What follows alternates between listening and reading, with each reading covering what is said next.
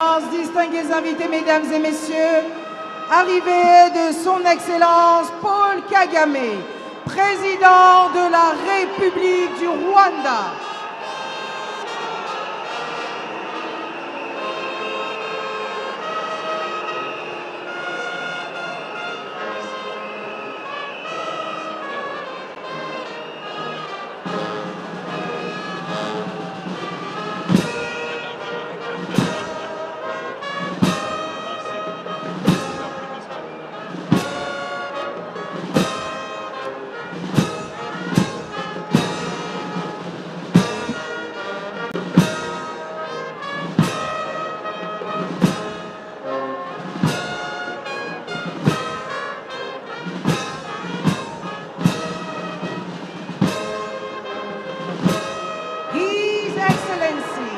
President Paul Kagame, President of the Republic of Rwanda.